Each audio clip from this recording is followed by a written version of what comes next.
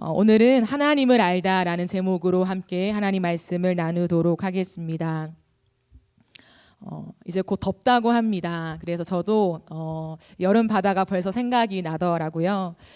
뜨거운 햇살이 내리쬐는 여름날 바닷가를 가보면 참 많은 사람들이요 뜨거운 몸을 식히기 위해서 몰려듭니다. 너나 할 것 없이 탄성을 지르며 그 바다를 즐기기에 여념이 없지요.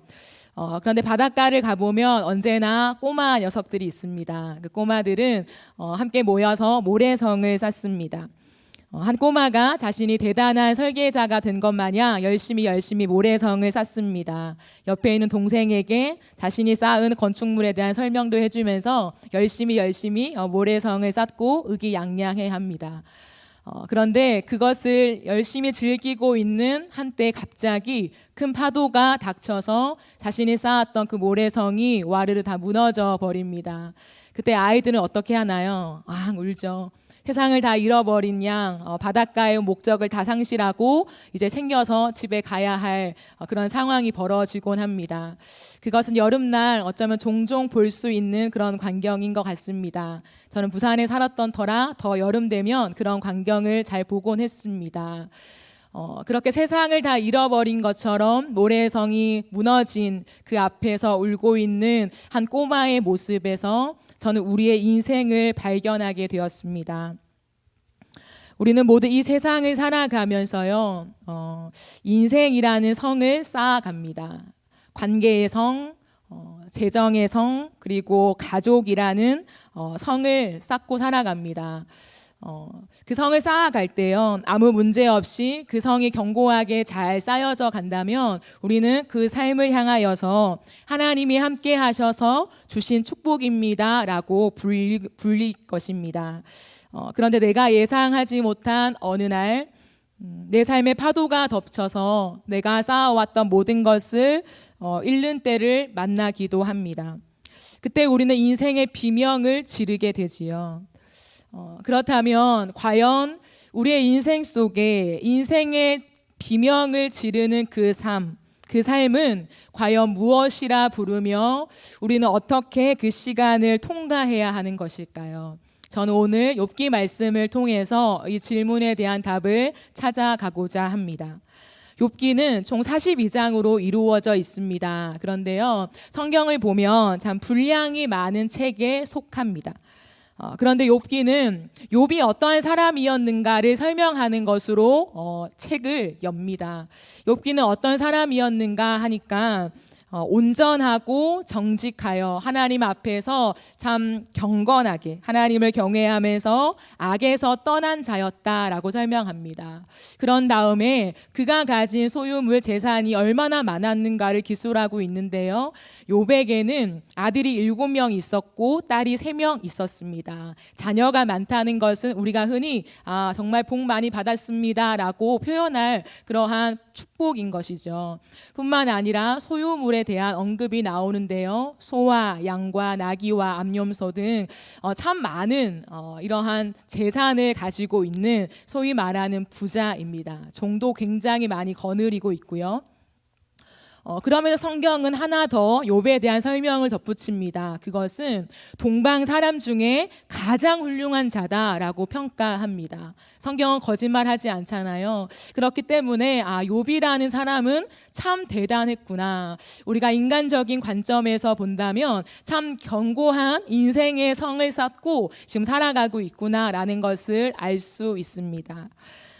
이런 설명으로 욥기를 시작하는 이유가 있습니다. 왜냐하면 이것은 앞으로 42장이 되는 참 많은 분량의 장들을 읽어갈 때에 흔들리지 않는 기본 명제입니다. 즉 욥이라는 사람은 하나님 앞에서 흠을 찾아볼 수 없는 사람이었다라는 기본 명제를 가지고 이 욥기를 읽어야 한다라는 것이지요. 그렇게 하나님 앞에서 흠잡을 데 없는 사람, 이 욥의 인생 속에 기가 막힌 인생의 비명을 지를 수밖에 없는 현실이 다가오고야 말았습니다. 하루아침에 아들 7명, 딸 3명을 모두 잃게 되었습니다. 하루아침에요. 뿐만 아니라 자신의 모든 소유물을 다 빼앗겼습니다.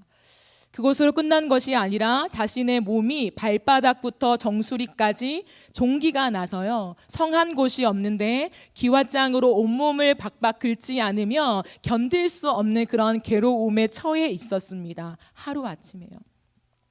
왜 그럴까요? 한 10년, 20년 이렇게 띄엄띄엄 이런 고난이 온 것이 아니라 정말 하루아침에 우리가 흔히 마른 하늘의 날벼락이라고 하지요. 그러한 때를 만났습니다. 왜냐고 하니까 까닭이 없대요. 이유가 없다라고 성경은 설명합니다. 그렇기 때문에 이제부터 이 욥기는 인과관계로 설명할 수 없는 곳으로 이 욥을 끌고 갑니다. 이 세상을 살아가면서 원칙이 굉장히 중요하잖아요. 우리는 원칙 속에서 질서를 세웁니다. 참 많은 사람들, 다양한 사람들과 함께 살아가는 세상인지라 질서가 있어야 되죠. 그 질서를 세우기 위해는 법이 필요한 것입니다. 그러나 언제나 법칙보다 더 중요한 것이 뭐냐면 그 법칙을 세우신 하나님이 누구이신가입니다. 하나님이 누구이신가에 대한 것을 잊어버린 채 법칙만 가지고 살아간다면 하나님의 하나님 되심을 우리가 온전히 이해할 수 없다라는 것이죠. 사실 이것이 우리가 욥기를 읽어 나갈 때 욥이 우리에게 주는 굉장히 중요한 메시지입니다. 욥기를 읽어보면 이 욥이 이런 엄청난 기가 막힌 인생의 비명을 지르게 되는 때를 만날 때 그의 친구들이 욥을 위로하기 위해서 함께 왔습니다. 이 성경에서는 엘리바스, 빌닷, 소발이라고 세 명을 소개하고 있습니다. 그런데 이 세 친구 모두는 인과응보의 원리로 욥에게 말을 합니다. 인과 원리가 뭘까요? 원인 없는 결과가 없다. 그것이 인과응보입니다. 원인이 있으니 결과가 생겼다라는 거죠. 그러니까 욥이 하나님 앞에 죄를 지었으니 이러한 엄청난 벌이 너에게 온 것이다. 그러니까 제발 고집 피우지 말고 하나님 앞에 회개하라. 그러면 하나님이 용서해 주실 거야 라고 하는 그러한 원리를 가지고 된다라는 거죠. 그런데 이런 수많은 말 속에 욥은요, 끝없이 아니라고 합니다. 그럼 마지막 남은 하나님은 과연 누구의 편을 들어주실까라고 했을 때 욥기 마지막을 읽어보면요, 하나님은 결국 이 세 친구가 옳지 않고 욥이 옳았다라고 욥의 편을 들어주십니다. 왜 그럴까요? 사실 이 친구들의 말을 따져보면요, 완전 틀린 말은 아닙니다. 하지만 완전히 옳은 말도 아니었습니다. 이것이 무슨 뜻이냐면요, 세 친구들이 가진 이해가 뭐냐면 전통적인 이해 방식을 가졌는데 그것이 인과응보였다라는 거죠. 욥이 당한 고난은 죄 때문에 생긴 벌이다라고 인지하고 있었다라는 거죠. 그러면 이 친구들은 왜 이런 원리를, 원칙을 인지하고 있었느냐라고 했을 때 사실 이것은 성경적인 건 맞습니다. 신명기를 읽어봐도요, 즉 이런 거죠. 하나님 앞에 순종하면 복을 받고 불순종하면 저주를 받는다. 이게 인과응보죠. 이러한 원리를 가지고 있었기 때문에 욥의 고난을 볼 때 바로 너의 죄 때문에 이러한 고난이 온 거야 라고 해석하게 되었습니다. 하지만 그들의 한계가 있었습니다. 그들의 한계는 인과응보를 뛰어넘어서 일하시는 하나님에 대해서는 전혀 무지한 그런 한계를 가지고 있었다라는 것입니다. 그렇기 때문에 그들이 가진 전통적인 이해 방식에서 벗어나지 못하고 거기에 붙잡혀 있는 욥의 친구들을 향하여 너희가 옳지 않다라고 말씀하신 것이죠. 욥은 어떤가요? 그렇기 때문에 욥은요, 그 친구들의 말에 끊임없이 아니야라고 답변할 수밖에 없었습니다. 욥도 알고 있었습니다. 하나님의 일하시는 방식이요. 그런데 아무리 자신을 살피고 자신의 삶을 돌아봐도 하나님 앞에 벌받은 행동을 한 것이 없다라는 거죠. 그러니까 내가 하나님의 원칙은 알겠지만 내 삶에서 나도 듣도 보도 못한 지금 일을 당하고 있어. 정말 억울해 라고 욥은 말하고 있는 것입니다. 내가 알고 믿어왔던 하나님을 이해하는 그 이해의 범주 안에 지금 내 상황이 놓여 있지 않다라는 거죠. 처음 경험해보는 그 현실과 마주한 욥의 답답함, 그 억울함, 그것을 호소하고 있습니다. 그렇기 때문에 하나님이 풀어주시지 않으면 이 세상에 있는 원리와 논리로는 절대 답을 찾을 수 없는 그 지경에 자신이 이르러 있다라는 것을 알고 있었다라는 거죠. 하나님은 욥이 옳다라고 했는데요. 그것은 욥이 자신이 가진 전통적인 이해 방식을 넘어서 하나님의 또 다른 이해 범주가 있다라는 것을 알았다라고 하는 것에서 욥의 편을 들어주고 있는 것입니다. 앞서 말했듯이 욥기는 42장이거든요. 42장까지 이루어져 있는데 4장부터 37장을 보면요, 욥과 친구들의 논쟁이 이어지는 것을 기술하고 있습니다. 세 친구뿐만 아니라 마지막에는 엘리후까지 등장하여서 굉장히 길게 말을 주고받습니다. 욥기 혹시 읽어보셨습니까? 욥기를 읽어보시면 이게 무슨 말이지? 사실 잘 이해가 되지 않는 만큼 참 어려운 그러한 문장을 주고받는 것을 확인할 수 있습니다. 얼핏 보면 비슷비슷해 보이는데 왜 성경은 이렇게 긴 장을 할애하면서 그들의 오고 가는 말들을 다 기록했을까? 성경은 이유 없이 기록하고 있지 않습니다. 그럼 왜 그럴까? 저는 이 말씀을 보면서 욥과 친구들과의 논쟁은 마치 우리네 인생 같다라고 느꼈습니다. 인생의 언어요, 인생의 질서라는 말입니다. 이게 무엇이냐면 계속해서 우리가 가진 틀과 우리가 가진 질서 안에서만 모든 것을 해석하려고 하는 시도입니다. 우리가 누군가랑 대화할 때요, 서로 다른 이해의 틀을 가진 사람과 마주했을 때 대화가 안 됩니다. 대화를 이어가죠. 이어가는데 서로가 가진 틀을 깨지 않는 한 대화가 되지 않기 때문에 참 대화가 안 되네, 참 말이 안 통하네 라고 생각하게 됩니다. 그때 대화를 멈추면 그와 나 사이에 벽이 생깁니다. 근데 대화를 이어가면 논쟁이 되지요. 욥은 지금 친구들과 대화를 이어가고 있기 때문에 싸움과 논쟁이 되고 있는 그러한 상황입니다. 그런데 이 땅의 어떤 원칙으로도 풀 수 없는 답을 찾지 못하는 길도 있다라는 것이죠. 결국에는 그들의 논쟁으로 끝이 나지 않자 38장부터 하나님이 나타나십니다. 하나님이 드디어 나타나시는데 하나님이 어떠한 모습으로 자신을 계시하시느냐. 계시는 하나님에게는 엄청나게 많은 속성과 다양함이 있잖아요. 그런데 자신을 나타내시는 모습이 있다라는 거죠. 오늘 이 말씀 속에서는 창조주 하나님으로 자신을 계시하십니다. 인생의 문제, 기가 막힌 인생에 닥친 고난의 문제를 가지고 씨름하고 있는데 하나님은 그들에게 다가오실 때 창조주 하나님의 모습으로 자신을 계시하고 있다라는 것입니다. 여러분, 이 땅은요, 창조의 능력이 없습니다. 이 땅은 피조 세계입니다.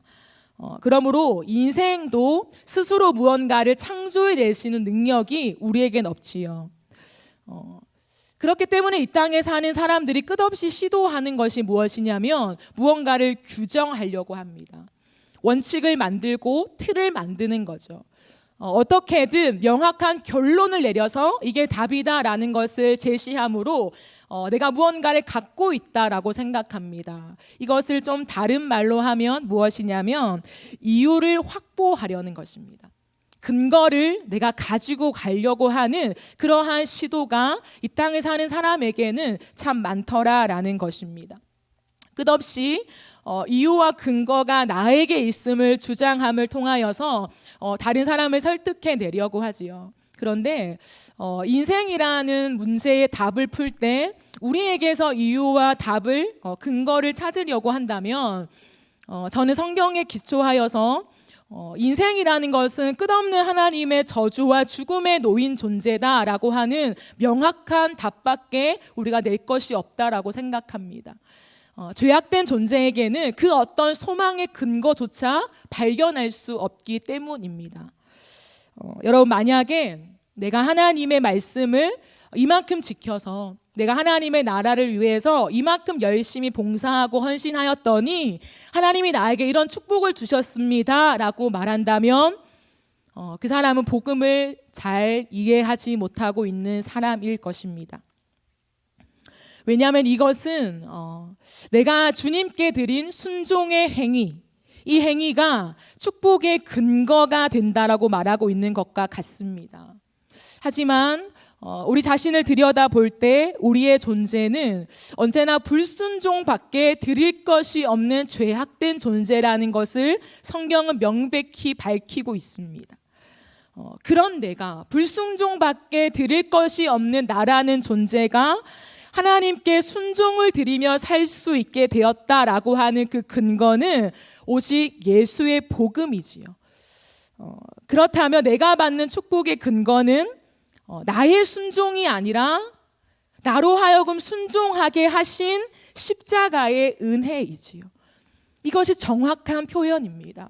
내가 순종한 것이 아니라 순종할 수 없는 나에게 찾아오셔서 그 예수가 나로 하여금 하나님 말씀에 순종할 수 있도록 역사하신 그 십자가의 은혜가 나에게 있기에 오늘도 그 근거로서 나는 하나님의 말씀대로 살아갈 힘을 얻는 것입니다.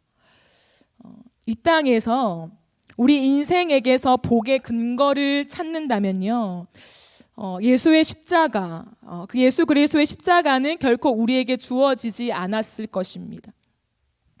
예수의 십자가는 이 세상의 어떠한 것으로도 이해될 수 없는 창조의 능력이었습니다. 여러분 생각해 보십시오. 그 어떤 신이요, 죄악된 인간을 위해서 자신을 희생한단 말입니까? 그 어떤 세상의 신이요, 자신의 하나뿐인 독생자를 죄인을 위해 내어준단 말입니까? 그 어떤 신이 사람이 되어 이 땅에 오셔서 인간이 겪어야만 하는 모진 고난을 다 겪으시면서 처참히 죽으면서 인간을 구원하냐 말입니다. 이것은 이 세상에서는 도저히 찾아낼 수 없는 무엇입니다. 하나님만이 생각하실 수 있는 신비요, 하나님만이 세울 수 있는 하늘의 질서요, 하나님만이 이룰 수 있는 창조의 능력이다, 이 말씀입니다. 이 세상 그 누구도 그 무엇으로도 찾아낼 수 없는 하나님만의 방법이 바로 십자가입니다. 결국 욥은요, 하나님과 대면하게 됩니다. 여러분 신앙생활이 무엇일까요? 신앙생활을 여러 가지 말로 표현할 수 있습니다만 저는 오늘 이러한 맥락 속에서 신앙생활이 무엇이냐라고 한다면 내 틀을 깨고 하나님을 아는 이해의 경지를, 그 이해의 지경을 넓혀가는 것이라 설명하고 싶습니다. 하나님을 이해하는 이해의 경지를 계속해서 넓혀가는 것이 신앙생활인데, 그러면 어디까지 넓혀가야 합니까? 그것은 무한대라는 것입니다. 왜 무한대로 그 이해의 지경을 넓혀가냐면 하나님은 창조의 하나님이라고 우리에게 계시하셨습니다. 근데 그 창조의 하나님은요, 창세기 1장에서 이 온 세상 사람을 창조하셨을 때만 창조의 하나님이 아니라 저와 여러분이 살아가는 지금 이 순간에도 창조의 능력으로 일하시는 창조주 하나님이시기 때문에 하나님의 창조가 제한되지 않는다는 것입니다. 하나님은 이만큼 창조하시고 이만큼 능력을 행하십니다 라고 한다면 우리 여기까지만 하나님을 이해하면 되는 것이죠. 하지만 하나님의 창조의 범위는 우리가 측량할 수 없는 깊이이기 때문에 이 땅을 사는 동안에 끝없이 인생이라 일컫는 이 길을 걸으면서 하나님이 어떤 분인지, 하나님의 창조의 능력이 얼마나 대단한 것인가를 끝없이 알아가면서 그 지경을 넓혀가는 것이 이 땅을 살아가는 우리의 신앙생활이다 할 수 있습니다. 이제 욥은요, 하나님이 자신을 계시해 주신 그 은혜 안에서 창조주 하나님을 바라보게 됩니다. 우리가 읽지는 않았지만 38장 1절 말씀을 보면 이런 말씀이 있습니다. 그때에 여호와께서 폭풍우 가운데서 욥에게 말씀하여 이르시되, 하나님이 자신을 나타내시는데 폭풍우 가운데서 자신을 나타내십니다. 욥이 끝없이 끌려가는 답 없는 인생길이었습니다. 모든 설명과 이해와 경험을 갖다 대도 설명할 길이 없는 그 자리에서 결국 하나님이 나타나셔서 그것을 풉니다. 근데 어떻게 푸시냐면 내가 땅의 기초를 정할 때에 네가 어디 있었느냐, 내가 바다의 한계를 정하고 파도의 높이를 정할 때에 네가 무엇을 했느냐, 산 염소가 새끼칠 때에 너는 그것을 아느냐, 자연과 동식물의 질서를 정하시는 창조주 하나님의 능력이 행해질 때에 그 누군가가 하나님과 함께 동역했으며 여기에 서 있었느냐라는 것을 묻습니다. 끝없이요. 아무 말도 못하게 서 있습니다. 그것은 우리가 다 알지 못하는, 아니 다 알 수도 없는 그러한 하나님의 창조의 능력으로 하나님이 이 땅을 창조하셨고 지금도 유지해 가고 계신다는 말씀입니다. 즉 내가 알고 있는 하나님의 이해의 범주, 내가 알고 있는 하나님의 일하심의 방법과 그 원리, 그것을 넘어서 창조의 능력으로 하나님은 오늘도 우리의 삶 속에 새로운 일을 만들어 가시며 그것을 성취하시는 여호와 하나님이다라는 것을 말씀하고 있습니다. 여러분, 하나님의 복이 무엇이라 생각하십니까? 하나님이 우리의 인생에게 주시는 복이요, 하나님의 복이 세상의 물질로만 오는 것은 아닙니다. 오늘날 우리가 아니라고 말하곤 있지만 계속해서 보이지 않는 틀이 우리의 신앙생활 안에 존재합니다.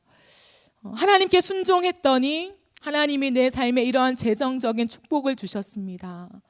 내가 하나님 앞에 이러한 일들을 잘 지켰더니 하나님이 내 삶에 이러한 자녀의 복들, 이렇게 승승장구하는 복을 주셨습니다 라는 것. 물론 그것이 하나님의 축복은 맞습니다. 하지만 그것만이 하나님의 축복은 아니며 그것이 하나님이 주시는 최고의 축복은 더 아니라는 것입니다. 돈을 많이 벌지 못해서요, 내 삶에 일이 잘 풀리지 못해서, 인생에 갑자기 불행이 닥치고 남들처럼 평범한 삶을 살아갈 수 없는 지경에 처했다고 해서 하나님이 내 삶을 버리신 것도 아니고 내 삶을 돌보지 않는 것도 아니고 내 삶을 지금은 축복하지 않는 것도 아니라는 것입니다. 언제나 인과응보의 원리와 이분법적인 사고로 우리는 하나님을 생각할 때가 종종 있습니다.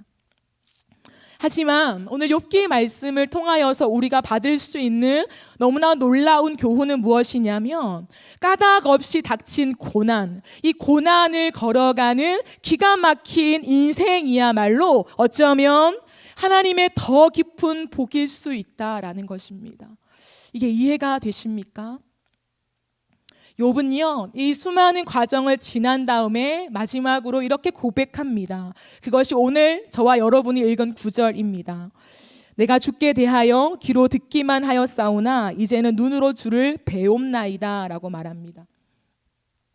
내가 주께 대하여 귀로 듣기만 하였사오나, 여러분, 이 말은요, 욥이 이전까지는 하나님을 전혀 몰랐다라고 말하는 그러한 뉘앙스가 아닙니다.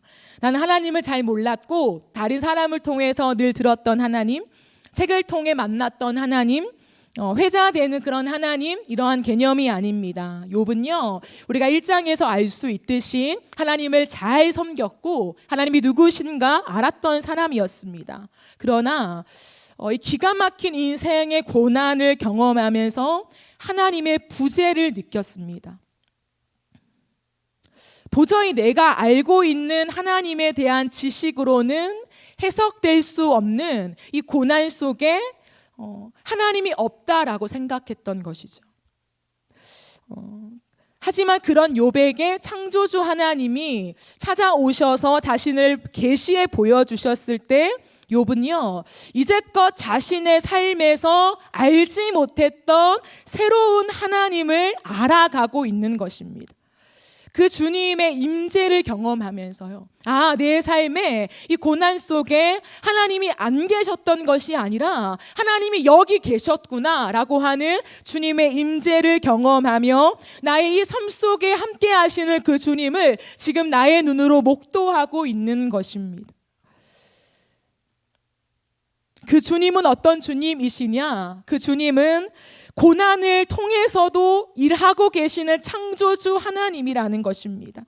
아니, 오히려 조금 더 정확하게 표현한다면 고난을 통해서, 의도적으로 고난을 통해서 더 신비로운 일을 행하시는 창조주 하나님이십니다. 내가 그 주님과 지금 대면하고 있습니다 라고 하는 명백한 표현의 고백인 것입니다.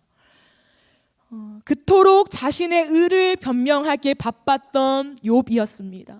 나는 의로와 난 죄가 없다니까 이것을 끊임없이 변명하기에 바빴지만 그는 이제 그 창조주 하나님 앞에서 더 이상 자신의 의를 변명하거나 설명하지 않습니다. 침묵합니다. 하나님, 내가 내 손으로 내 입술을 가릴 뿐입니다 라고 주님 앞에 말씀합니다. 창조주 하나님 앞에서요, 아무것도 증명해 보일 것이 없다라는 것입니다.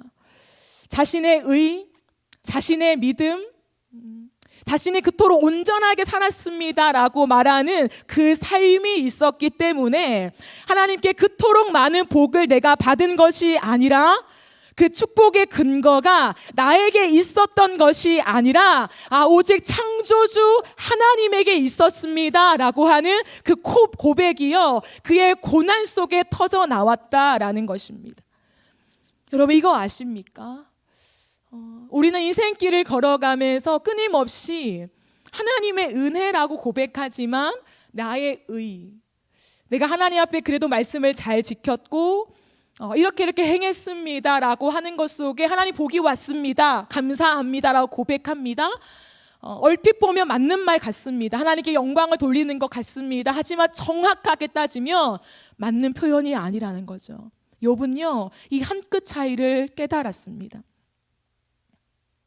자신에게 주어진 10명의 자녀들과 그 축복과 수많은 소유물을 가진 동방에서 가장 훌륭한 자다라고 일컫고 모든 사람이 부자다. 부자인데 어떻게 하나님을 저렇게 잘 섬기지? 그러니까 복을 받지. 그러니까 축복이 온 거야. 수많은 사람들이 얘기하는 그 틈 속에서 자신도 그런 줄 알았지만 그것이 아니라 자신에게 있었던 모든 것을 창조하신 분도 하나님이시오. 사람을 창조하시고 소유물을 창조하신 분도 하나님이시요, 그것을 자신에게 주신 분도 하나님, 그 놀라운 하나님을 만나게 된 것입니다. 그 앞에서 욥은요, 우리가 읽지 않았지만 그 다음 구절을 읽어보면 회개합니다라고 나옵니다. 이 회개합니다라고 하는 구절은 자신의 죄를 뉘우치는 그러한 개념이라기보다는 하나님께 항복합니다라는 표현과 더 잘 어울리는 그러한 표현입니다. 이제 그는 하나님 앞에 항복한다는 거죠. 그렇기 때문에 욥은요, 그 이전에도 그렇게 고백했습니다. 주신 자도 여호와시오, 취하신 자도 여호와시다라고 고백했지만 그것과 비교할 수 없을 정도로 그는 이 많은 인생의 여정을 지나면서 뼛속 깊은 곳에서부터 나에게는 하나님의 축복을 받을 만한 아무런 근거가 없었구나. 오직 하나님의 은혜요, 하나님이 주신 복이었으니 나는 그 주님 앞에 두 손 들고 항복할 것밖에, 하나님 앞에 모든 찬양을 드릴 것밖에 내가 할 것이 없습니다. 그것을 깨닫고 자신의 의를 변명하기를 열심을 다했던 그 말을 그치고 있는 것이죠.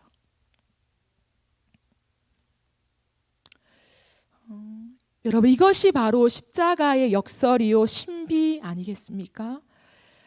하나님이 왜 고난을 당하셔야만 했을까요? 하나님이 왜요? 하지만 고난을 통과하지 않고는 이룰 수 없는 것이 십자가였습니다.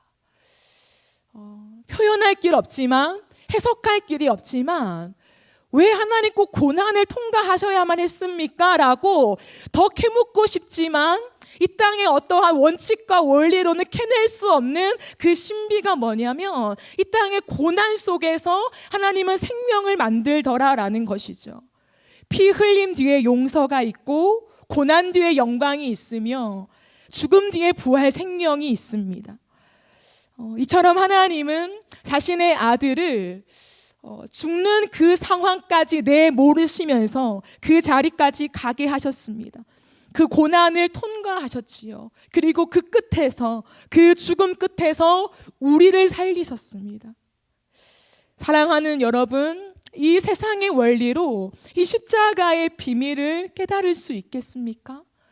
우리의 지식과 우리의 지혜로, 우리의 경험의 범주로 이 설명할 수 없는 십자가의 비밀을 그 누가 설명할 수 있으며 해석할 수 있으며 틀 안에 정해놓고 이것입니다라고 많은 사람들 앞에서 말할 수 있겠습니까?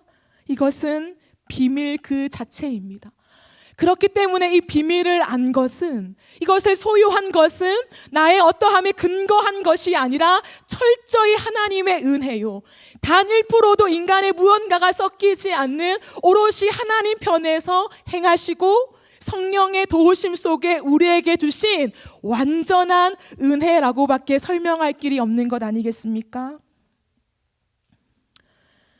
우리의 인생은 참 만만치 않는 것 같습니다. 사랑하는 여러분의 삶은 어떠신가요? 큰 고난 없이 살고 계신 분도 있으실 것입니다. 코로나19로 참 많이 아픔과 어려움을 겪지만 그래서 삶을 살아가는데 조금 불편하긴 하지만 재정적으로나 다른 어떤 방면으로 큰 타격을 받지 않고 살아가시는 분도 계실 것입니다. 참 감사하지요. 하지만 또 다른 한편으로는 스스로 이 인생길에 대한 해석을 풀 길 없어서 날마다 눈물로 주님을 부르며 이 고난을 어찌 통과해야 합니까? 라고 고군분투하며 이 여정을 걷고 계신 분도 있을 것입니다. 조금 잠잠하려나 생각했지만 계속해서 터져나오는 코로나19의 확산으로 참 내 삶은 언제나 안정을 찾을 수 있을까 염려하며 살아가는, 어쩌면 밤잠을 설치는 그런 분도 계실 것 같습니다. 저는 이제 설교를 시작하면서 던진 질문에 대한 답을 드리려고 합니다. 인생의 비명을 지르는 삶은 과연 무엇이라 부를 수 있으며 우리는 그 시간을 어떻게 통과해야 합니까?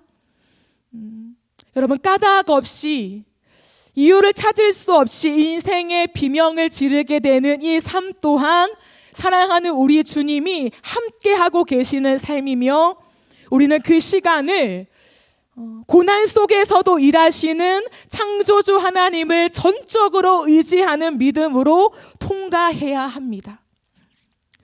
인생의 한숨 속에 예수님이 나를 안아주십니다. 인생의 눈물 속에요, 못자국난 그 손길로 우리에게 다가오셔서 우리의 눈물을 닦아주십니다.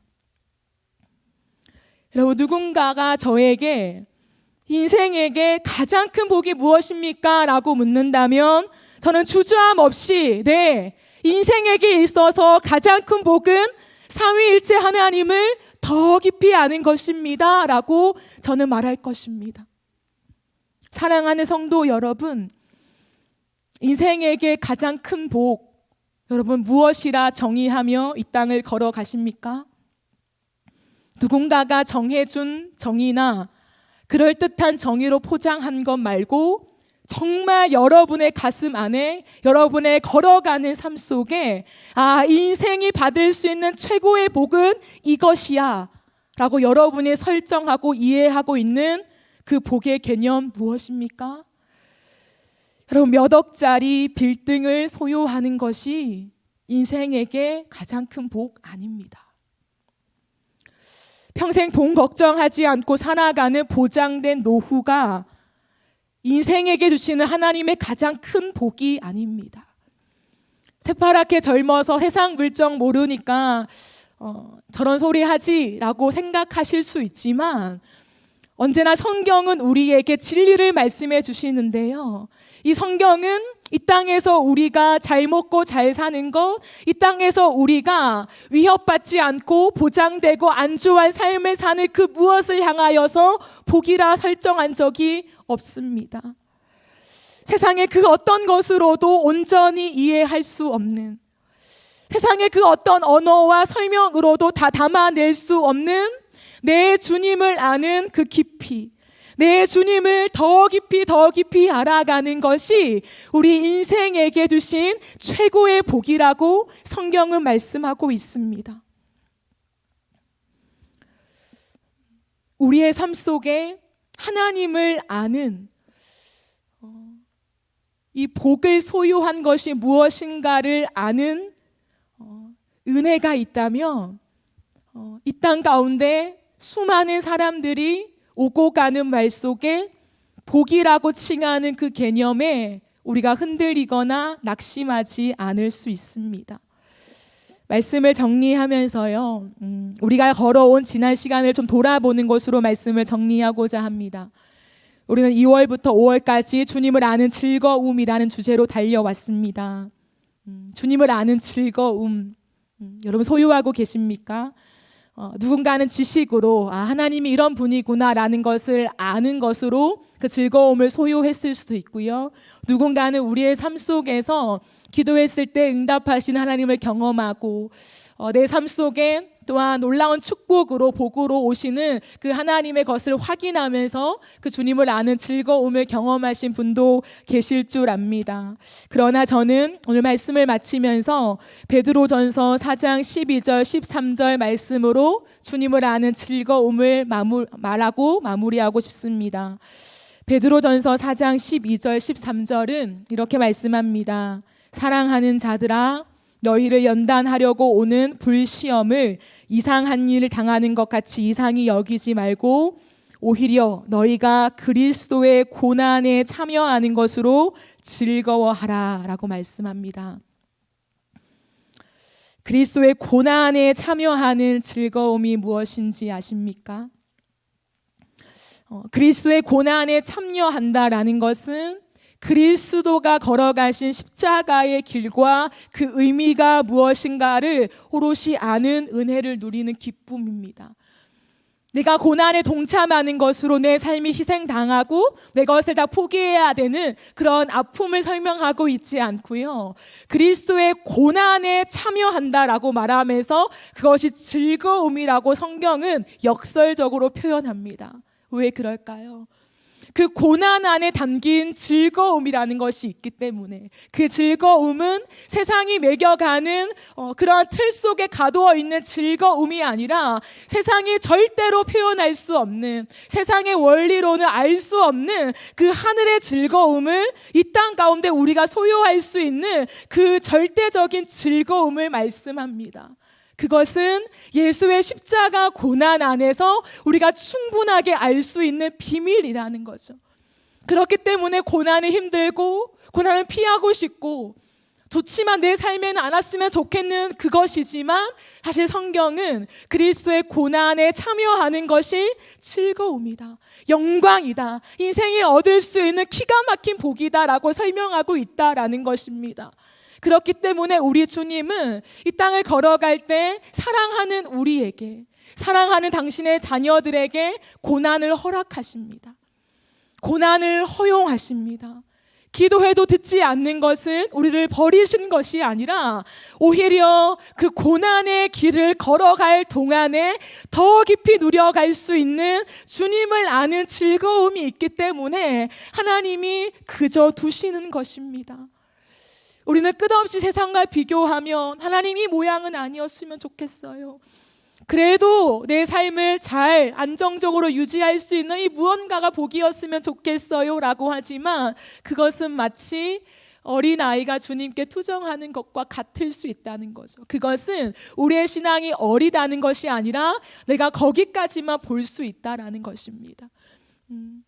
우리가 하나님 앞에서 더 깊은 세계, 더 깊은 하나님을 아는 그 주님의 일하심이 무엇인가를 아는 세계로 들어가다 보면 이 기가 막힌 고난, 내가 어떻게 이겨낼까라고 하는 헉헉거리는 이 고난의 눈물 속에서 어느새 모르게 내가 이겨내고 있고 주님을 더 바라보고 있고 십자가의 비밀을 누리면서 뚜벅뚜벅 내게 맡겨진 삶을 더 충실히 살아가고 있는 내 자신을 발견하게 되는 그 은혜를 경험하게 될 것입니다.